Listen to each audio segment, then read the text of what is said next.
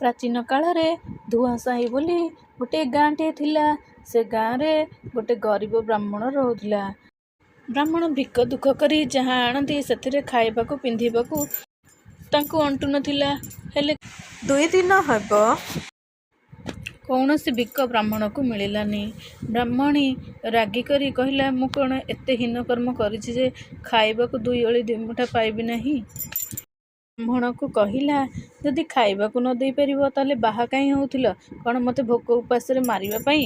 ତୁମେ ଯାଅ, କ'ଣ ନେଇକରି ଆସିବ, ନହେଲେ ଏ ଘରୁ ଯାଅ। ବ୍ରାହ୍ମଣ ବ୍ରାହ୍ମଣୀର କଥା ନ ସହିପାରି ଜଙ୍ଗଲ ଭିତରକୁ ଗଲା। କହିଲା, କିଛି ତ ମିଳୁନି, ହେଲେ ବାଘ ଭାଲୁ ମୋତେ ଖାଇଯାଆନ୍ତୁ, ମୁଁ ଏ ବ୍ରାହ୍ମଣୀର କଡ଼ା କଥା ଆଉ ଶୁଣିପାରିବି ନାହିଁ। ସେହି ଜଙ୍ଗଲରେ ଗୋଟେ ଶୁଆ ଓ ତାର ପତ୍ନୀ ରହୁଥିଲେ।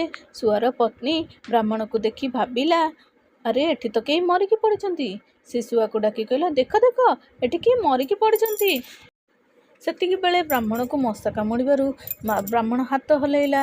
କହିଲା, ଆରେ ସେ ମରିନାହାନ୍ତି, ସେ ତ ହାତ ହଲାଉଛନ୍ତି, ଦେଖେ ଚାଲେ ଯିବା, କ'ଣ ହେଇଛି ତାଙ୍କର। ଆରେ ତୁ କିଏ? କାହିଁକି ଏଠି ପଡ଼ିଛୁ? ତତେ କ'ଣ ଜଣା ନାହିଁ ଏଠି ବଣରେ ବାଘ ଭାଲୁ ସିଂହ ହାତୀ ସବୁ ଅଛନ୍ତି? ତ ଜୀବନକୁ ଭୟ ନାହିଁ? ଜୀବନ ନେଇ ଏଠୁ ପଳା। ମୁଁ ଜଣେ ଗରିବ ବ୍ରାହ୍ମଣ। ମୁଁ 2 ଦିନ ହେଲା କିଛି ଭିକ ମାଗି ଖାଇବାକୁ ନ ଦେଇପାରୁ ମୋ ସ୍ତ୍ରୀ ମୋତେ ବହୁତ କଥା ଶୁଣେଇଲା। ତା କଥା ମୋତେ ବହୁତ ବାଧୁଛି। ଜଙ୍ଗଲକୁ ମୁଁ ଚାଲି ଆସିଛି, ମୋତେ କୋଉ ହିଂସ୍ର ପଶୁ ଖାଇଦିଅନ୍ତୁ। ନାଇଁ ନାଇଁ ଗୋସାଇଁ, ଜୀବନରେ ଆଜି ଦୁଃଖ ଥିଲେ କାଲି ସୁଖ ବି ଆସିବ। ଆଉ ତମେ ଏ ଛୋଟ କଥା ପାଇଁ ନିଜର ଜୀବନ ହାରି ଦେବାକୁ ଆସିଛ? ଆମେ 2 ଜଣ ସିଂହରାଜାଙ୍କର ମନ୍ତ୍ରୀ। ଆମେ କାଲି ରାଜାଙ୍କୁ ଯାଇ କହିବୁ କାଲି ତାଙ୍କ ବାପାଙ୍କର ଶ୍ରାଦ୍ଧ ବୋଲି। ତୁମେ ସକାଳୁ ସକାଳୁ ଗାଧୋଇ ପାଧୋଇ ଚିତା ଚୈତନ କାଟି ଚାଲି ଆସିବ। ରାଜାଙ୍କୁ କହିବୁ ପୁରୋହିତ ଆସି ଶ୍ରାଦ୍ଧ ଦେଇ ତାଙ୍କର ଦକ୍ଷିଣା ନେଇ ଚାଲିଯିବେ। ଆଗରେ ଯେଉଁ ପାହାଡ଼ ଦେଖାଯାଉଛି, ତୁମେ କାଲି ସକାଳକୁ ସେଠାକୁ ଆସ, ମୁଁ ସବୁ ବ୍ୟବସ୍ଥା କରିଦେବି। ରାଜାଙ୍କ ପାଖରେ ବହୁତ ହିଂସ୍ର ପଶୁ ଥିବେ, ହାତୀ ବାଘ ଭାଲୁ ଗଣ୍ଡା ଗୟଳ। ତୁମେ ସେମାନଙ୍କୁ ଡରିବ ନାହିଁ।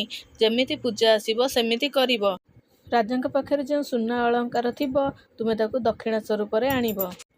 ରାଜା ଯେଉଁ ଲୋକଙ୍କୁ ମାରିକି ଖାଆନ୍ତି ତାଙ୍କର ସୁନା ଗହଣା ଗୋଟେ କଡ଼କୁ ଗଦେଇ ରଖିଛନ୍ତି। ତାପରେ ବ୍ରାହ୍ମଣ ତା ଘରକୁ ଗଲା ଓ ପରଦିନ ସକାଳୁ ସକାଳୁ ମନ୍ତ୍ରୀ 2 ଜଣ ଆସି ରାଜାଙ୍କ ଦରବାରରେ ହାଜିର ହେଲେ। ଆରେ ଆଜି କ'ଣ କି?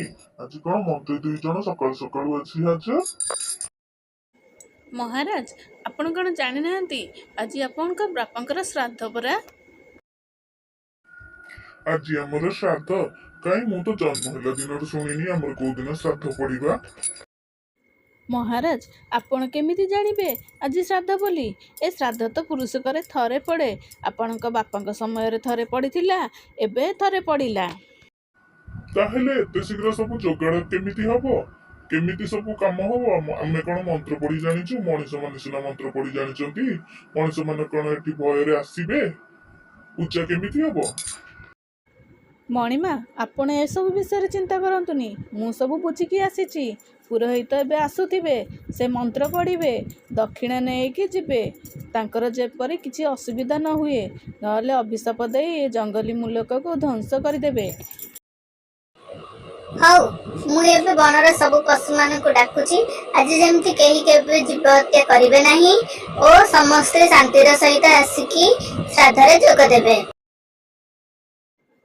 ହଉ ମଣିମା, ମୁଁ ଯାଉଛି ଦୁବ ବରକୋଳି ପତ୍ର ହୋମ କାଠ ବାଲି ମୁର୍ଜ ସବୁ ନେଇକରି ଆସେ।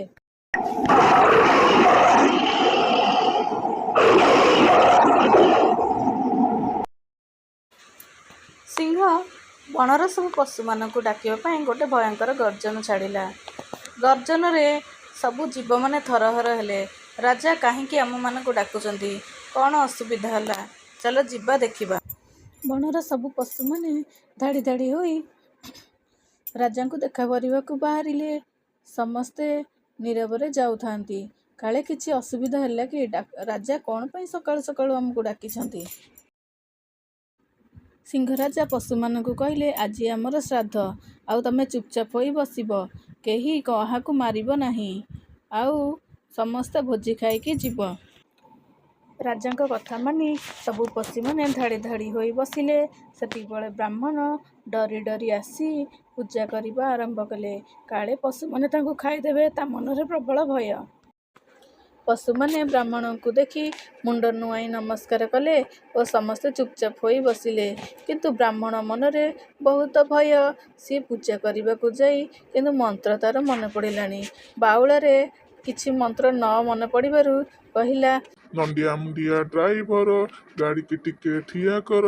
ଗାଡ଼ି ଗଲା ଫୁଲବାଣୀ, ଆସିଲେ ପିଇବ ଚା ପାଣି। ଚା ପାଣି ହେଲା ଲୁଣିଆ, ଘରେ ପଶିଗଲା କୁଣିଆ। କୁଣିଆ ପଛରେ ଟିଙ୍କ, ଦଉଡ଼ି ଲଗେଇ ଝିଙ୍କ। ଦଉଡ଼ି ଗଲା ଛିଡ଼ି, କୁଣିଆ ଗଲା ଉଡ଼ି। ଓଁ ସ୍ୱାହା। ତାପରେ ପୁରୋହିତ ପୂଜା ଶେଷ କଲେ ଓ ଧୂପ ବୁଲାଇ ସମସ୍ତଙ୍କୁ ମଙ୍ଗଳ କାମନା କରି ଆଶୀର୍ବାଦ କଲେ। ବଣର ପଶୁମାନେ ଆନନ୍ଦରେ ଭୋଗ ଖାଇଲେ ଓ ଖୁସି ମନରେ ବସିଲେ। ମନ୍ତ୍ରୀମାନେ ପୁରୋହିତଙ୍କୁ କହିଲେ, ଏଇ ଯେଉଁ ଅଳଙ୍କାର ସବୁ ଦେଖୁଛ, ଏଗୁଡ଼ିକ ତୁମର ଦକ୍ଷିଣା। ତୁମେ ଏହାକୁ ନେଇ ଘରକୁ ଯାଅ। ପୁରୋହିତଙ୍କୁ ଛାଡ଼ିବା ପାଇଁ ବଣର ପଶୁମାନେ ମଧ୍ୟ ଯାଇଥିଲେ। ବାଘ, ସିଂହ, ହାତୀ, ଘୋଡ଼ା ପିଠିରେ ଲଦି ସ୍ୱର୍ଣ୍ଣମୁଦ୍ରା ଅଳଙ୍କାରମାନ ପିଠିରେ ଲଦି ନେଇଯାଉଥାନ୍ତି। ବାଟରେ ଗଲାବେଳେ ଲୋକମାନେ ଦେଖି ଡରି ଯିଏ ଯୁଆଡ଼େ ଲୁଚି ଯାଉଥାନ୍ତି ଓ କବାଟ ବନ୍ଦ କରିଦେଉଥାନ୍ତି। ବ୍ରାହ୍ମଣ ଆସି ତା ଘରେ ପହଞ୍ଚିଲା ଓ ପଶୁମାନଙ୍କୁ କହିଲା, ତୁମେମାନେ ଏବେ ଜଙ୍ଗଲକୁ ଫେରିଯାଅ। ତା ପିଠିରେ ଲଦିଥିବା ଜିନିଷକୁ ତଳେ ଥୋଇ ଦେଇ ପଶୁମାନଙ୍କ ସହିତ ଜଙ୍ଗଲକୁ ଗଲା। ଏପଟେ ବ୍ରାହ୍ମଣ ଏତେ ସବୁ ଧନ ସମ୍ପତ୍ତି ପାଇଥିବାରୁ ଖୁସି ମନରେ ତା ସ୍ତ୍ରୀକୁ ଡାକିଲା। କିନ୍ତୁ ତା ସ୍ତ୍ରୀ ତ ଭୋକ ଉପାସରେ 3 ଦିନ ହେଲାଣି ଶୋଇଥିଲା। ସେ ରାଗିକରି ଆସି କହିଲା, କ'ଣ ପାଇଁ ଡାକୁଛ? କ'ଣ ମୋ ପାଇଁ ନେଇ ଆସିଛ? ସେ ସୁନା, ଟଙ୍କା, ପଇସା, ଫଳ ମୂଳ, ଖାଦ୍ୟ ଦେଖି ତା ପାଟି ଚୁପ୍ ହୋଇ ରହିଗଲା। ଏବେ ବ୍ରାହ୍ମଣ ଓ ବ୍ରାହ୍ମଣୀ ଖୁସିରେ ଚଳିଲେ।